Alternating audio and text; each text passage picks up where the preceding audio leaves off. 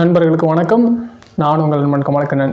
இன்னைக்கு தமிழ்நாட்டையே உலுக்கிக்கிட்டு இருக்க ஒரு பிரச்சனை பற்றி தான் பேச போகிறோம். இது நம்மளோட எல்லாரோட ஊர்லேயும் இருக்க ஒரு பிரச்சனை பற்றி தான் நம்ம பேச போகிறோம். அது எங்கன்னு பார்த்தீங்கன்னா, சேலம் மாவட்டம் தாரமங்கலம் பக்கத்தில் இருக்க சின்னமம்பட்டி அப்படின்ற ஊரில் உங்களுக்கு எல்லாருக்குமே தெரியும். கிரிக்கெட் வீரர் நடராசன் பிறந்த ஊர் சின்னமம்பட்டி. அங்கே சின்னமம்பட்டியிலேருந்து இளம்பிள்ளை போகிற வழியில் முதல் 1 கிலோமீட்டர்லேயே சின்ன பிள்ளையூர் அப்படின்ற ஒரு கிராமம் இருக்குது. அந்த கிராமத்தில் பார்த்தீங்கன்னா சின்ன பிள்ளையூர் துவக்கப்பள்ளின்ற ஒரு துவக்கப்பள்ளி அங்கே இருந்திருக்கு. அங்கே எப்பயுமே அங்கே வந்து ஒரு 50க்கும் மேற்பட்ட குழந்தைகள் படிக்கிறாங்க அந்த துவக்கப்பள்ளியில். அங்கே பார்த்தீங்கன்னா அங்கே காலை உணவு திட்டம்னு இப்போ முதலமைச்சரோட காலை உணவு திட்டம்னு ஒரு திட்டம் கொண்டு வந்திருக்காங்க. அதுக்கு பார்க்கும்போது காலையில் அந்த குழந்தைகள் வந்து உணவு சாப்பிடணும் அப்படின்ற ஒரு நோக்கத்துக்காக கொண்டு வந்திருந்தாங்க. ஓகே, சரி, இல்லைன்னு சொல்ல கிடையாது. ஆனால் உணவு கொடுக்கறது ஓகே, ஆனால் உணவு செய்ய இடம் வேணுமா இல்லையா? ஆனால் அந்த துவக்கப்பள்ளியில் உணவு செய்ய இடம் கிடையாது. அங்கேருந்து ஒரு 500 மீட்டர் தொலைவில் இன்னொரு பள்ளி இருக்கு, பெரிய பள்ளி. அந்த பள்ளியில இருந்து தான் தினமும் சமைச்சு அங்கிருந்து சாப்பாடு கொண்டு வராங்க. அப்படி கொண்டு வந்து போட்டுட்டு இருக்காங்க. கொண்டு வராத முடியாத சுச்சுவேஷன்ல பள்ளி குழந்தைகள் அங்க துவக்கப்பள்ளி குடிச்சிட்டு சின்ன சின்ன பிள்ளைகள் எல்லாரும் என்ன பண்ணிடுறாங்கன்னா தட்டை தூக்கிக்கிட்டு அந்த 500 மீட்டர் தொலைவில் இருக்க அந்த பெரிய பள்ளிக்கு நடந்து போயிட்டு அங்க சாப்பாடு வாங்கிட்டு வந்து சாப்பிட்டு இருக்கிறாங்க. இதுதான் தினமும் அந்த அவல நிலையா இருக்கு. நினைச்சு பாருங்க, மதியானம் ஒரு பிரேயர் முடியுது, பீரியட் முடியுது. அந்த பீரியட்ல இருந்து சாப்பாடு கையில் தட்டை தூக்கிக்கிட்டு அங்கே போய் அந்த குழந்தை சாப்பிட்டுட்டு திரும்ப தட்டை கழுவிட்டு தினமும் இது போயிட்டு வரதா இருக்கு. ஆனால் இது ஓகே, மதியானம்னா கூட வச்சுக்கோங்க. ஒருவேளை தம்பி பக்கத்தில் இருக்க இங்கேருந்து ஒரு 500 மீட்டர் போக முடியாதா அப்படின்னு நீங்கள் கேட்கலாம். சரி, ஓகே, காலை உணவு திட்டம்னு கொண்டு வந்தாங்களா? அந்த காலை உணவு திட்டம் அப்படின்ற பேரில் சமைக்க இடம் இல்லாமல் காலையிலையும் போயிட்டு வர முடியாது. அதனால என்ன பண்ணுறாங்கன்னா, பக்கத்துலேயே இடம் கிடையாது. அங்கே என்ன பண்ணிட்டாங்க, வகுப்பறை இருக்குல்ல, பள்ளி வகுப்பறை. இப்போ நான் உட்காந்து படிச்சுக்கிட்டு இருக்கேன், முன்னாடி போர்டு இருக்கு, ஆசிரியர் இருக்காங்க, மாணவர்கள் இருக்காங்க, பாடம் நடந்துகிட்டு இருக்கு. அதே வகுப்பறையில கேஸ் சிலிண்டர் வச்சு அங்க சமைச்சுக்கிட்டு இருக்காங்க. இது என்ன தம்பி பெரிய விஷயமா? கும்பகோணம் தீ விபத்து நமக்கு ஞாபகம் இருக்குங்களா? எத்தனை குழந்தைகள் உயிர் போச்சு. அதுக்காக கேஸ் வெடிச்சிருமா அப்படின்றதுக்கெல்லாம் கிடையாது. ஏதோ ஒரு குழந்தை நார்மலா விளையாடிட்டு இருக்கப்ப நார்மலா அந்த கேஸ் பக்கத்துல போயிட்டாங்க, அந்த சமைக்கிற ஆயமா ஏதாவது ஒரு பக்கம் போயிட்டாங்க அப்படின்னு சொல்லும்போது என்ன ஆகிறது? கொஞ்சம் ஒரு விஷயம்னாலும் நமக்கு என்ன ஆகிறது? சரி, இதெல்லாம் ஒரு பிரச்சனை தீர்வு காணணும். எல்லார் ஊர்லயும் சமூக நல ஆர்வலர்கள் இருப்பாங்க. அதே மாதிரி சின்ன பிள்ளையூர் அப்படின்ற கிராமத்துல கௌதம்னு ஒரு நண்பர், கௌதம்னு ஒரு அண்ணன் இருக்காரு. அவர் வந்து அந்த பள்ளியோட மேலாண்மை குழு உறுப்பினர். அவர் என்ன பண்றாரு, சரி பிள்ளைங்க தினமும் 500 மீட்டர் தூரத்துல போயிட்டு பக்கத்து பள்ளியில போயிட்டு சாப்பாடு கையில இருந்து வாங்கிட்டு வராங்க, அந்த நிலைமை வரக்கூடாது. நம்ம கிட்ட தான் இங்க இடம் இருக்கே பள்ளி பக்கத்துல, அங்க வந்து நம்ம இது பண்ணலாம், அங்க வந்து ஒரு சமையற்கூடம் கட்டலாம் அப்படின்ற ஒரு முடிவுக்கு வந்திருக்காங்க. இது காவல்துறை அனுமதியோட, அங்க இருக்கவங்க எல்லாரும் அனுமதியோடையும் அங்க பக்கத்துல இருக்க நில அளவை பண்ணியிருக்காங்க, நிலத்தை வளர்ந்து அளந்திருக்காங்க.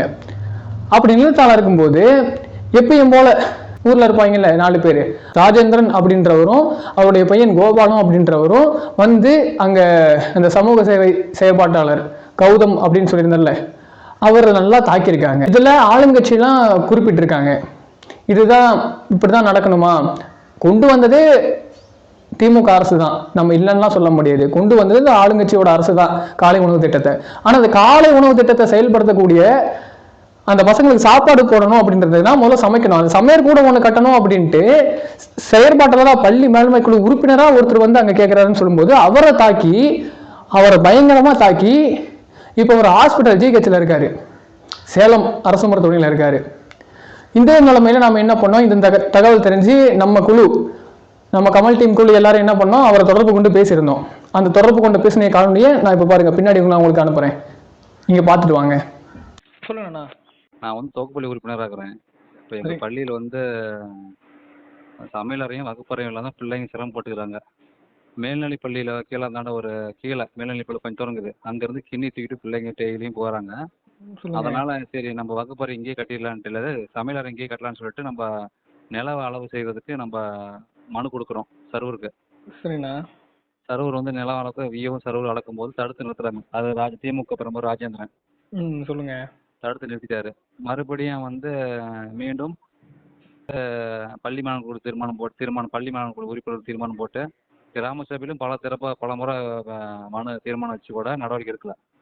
சொல்லுங்க. மறுபடியும் பள்ளி மாணவர்கள் தீர்மானம் போட்டு நம்ம பணம் கட்டுறோம். மீண்டும் திமுக ஆள் கூட்டிட்டு வந்து என்ன பள்ளி மாணவர் உறுப்பினர் கௌதமை தர மாதிரி தாக்கிட்டாங்க. அடிச்சுட்டு அப்புறம் 2 நாளாக ஜிஹெச்சில் வந்து அப்புறம் வழக்கு பதிவு பண்ணிக்குது. வழக்கு இன்னும் தாராமங்கலம் காவல்துறை எடுக்குமான்னு தெரியல. சொல்லுங்க. பதிவு பண்ணியிருக்கிறோம். அப்புறம் டிஎஸ்சி ஆஃபீஸுக்கும் கொடுத்துருக்குறோம். இப்போ பசங்க வந்து தட்டை தூக்கிட்டு போயிட்டு வாங்குற நிலைமையில இருந்திருக்கு. அதை வந்து இல்லை நம்ம வகுப்பறை கட்டணும்னு நம்ம சொல்லும்போது அவங்களாம் அதை தடுத்துட்டு இது பண்ணிட்டு இருக்காங்க. அதுதானங்கண்ணா? இதுக்காக தான் அவங்க தரணும்னு டவுட் கேட்டுருக்காங்க. இதனால இது வந்து இதை நம்ம கேட்டவங்களையும் நல்லா தாக்கி இது பண்ணியிருக்காங்க. ஆமாம், பள்ளி மாணவர் உறுப்பினரை நம்ம தாக்கிட்டாங்க. ஓகே ஓகே ஓகேண்ணா. பள்ளி மாணவர் உறுப்பினர் கௌதம். கண்டிப்பாக இதுக்கான இது எனக்கு கிடைக்கும். கண்டிப்பாக அவங்களுக்கான பலன் அவங்க கண்டிப்பாக திரும்ப கிடைக்கும் உங்களுக்கு. பார்த்துட்டு வந்துட்டீங்களா? இதுதான் அவங்க ஓமலூர் காவல் நிலையத்தில் வந்து வழக்கு கொடுத்துருக்காங்க. ஆனால் இவங்க பொய் வழக்கம் அவங்க மேலே கொடுத்துருக்காங்க. கௌதம்ன்றவர் தான் பிரச்சனை பண்ணார்ன்ற மாதிரி பொய் வழக்கு கூட கொடுத்துருக்காங்க. ஆனால் உண்மை நடந்தது என்ன அப்படின்றது எல்லா தொலைக்காட்சியிலையும் வந்திருக்கு. நியூஸ் ஜேல வந்திருக்கு, தந்தி டிவி, நியூஸ் 7 தமிழ், எல்லா சேனல்லையும் வந்திருக்கு. நீங்கள் நான் உண்மைத்தன்மை என்னன்ட்டு பார்த்தீங்கன்னா நேரில் தெரியும். நானும் எல்லாத்தையும் படிச்சுட்டு டீட்டெயிலாக நான் உங்களுக்கு தான் சொல்லிக்கிட்டு இருக்கேன். இந்த மாதிரி தட்டை கையில் எடுத்துகிட்டு போகிற நிலம் மாறக்கூடாது. பசங்களுக்கு அவங்க சமையல் கூட பக்கத்துலேயே இருக்கணும். அவங்க அங்கேயே அந்த பள்ளியிலேயே அவங்க சாப்பிடணும் அப்படின்னு நினச்ச எல்லாரையுமே இந்த மாதிரி தாக்க முடிவு பண்ணாங்கன்னா யார் சமூக சேவை செய்ய யார் முன் வருவா? கொண்டு வந்ததை நாங்கள் தான் அப்படின்னு சொன்னாலும் அதை கொண்டு வந்ததை முறையாக அவங்களுக்கு பயன்பாட்டுக்கு போகணும் அப்படின்னு அவங்களும் தான் போராடுறாங்க. ஆனால் அவங்க மேலேயே கை வச்சா இதுதான் சமூகத்தோட குரல் வலையை நடிக்கிறதா அர்த்தம்.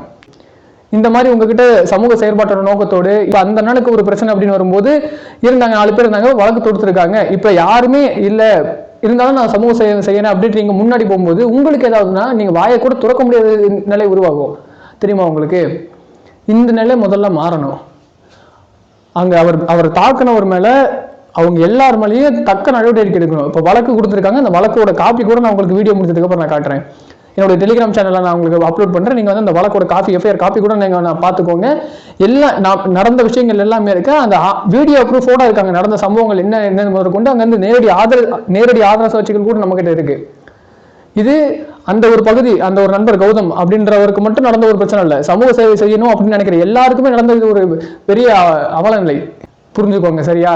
இனிமேல் இந்த மாதிரி எந்த ஒரு செயலும் நடக்கக்கூடாது.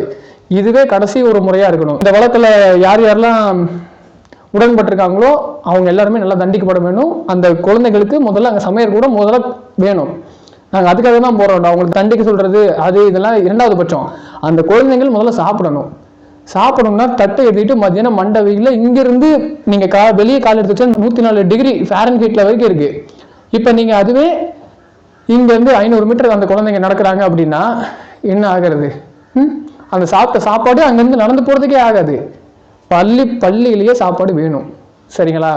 என்ன தம்பி இதெல்லாம் பக்கத்து பள்ளி வரைக்கும் சாப்பிட போறாங்களா? இதெல்லாம் நம்ப முடியுதா? ஒன்றும் இல்லை, நீங்க வாங்க நேரில் பாருங்க. ஏன்னா அதுக்காக தானே பிரச்சனை நடந்திருக்கு.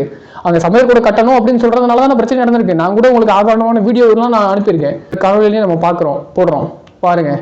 இந்த மாதிரி எந்த ஒரு பிரச்சனையும் நடக்கக்கூடாது. நாம் எல்லோரும் சமூக சேவை நினைக்கணும் மனசுல கண்டிப்பாக நினைச்சிட்டு வந்திருப்போம். அது தினமும் தொடரணும்னா நம்ம குரல் வழி நெரிக்கப்படக்கூடாது. இதுக்கு தக்க நடவடிக்கை வேண்டும். இதே போன்ற பல்வேறு சமூக கருத்துக்கள் கொண்ட பதிவுகளை நாம் இடுவோம். அதுவரை உங்களிடமிருந்து விடைபெறுகிறேன். நான் உங்கள் நண்பன் கமலக்கண்ணன். நன்றி, வணக்கம்.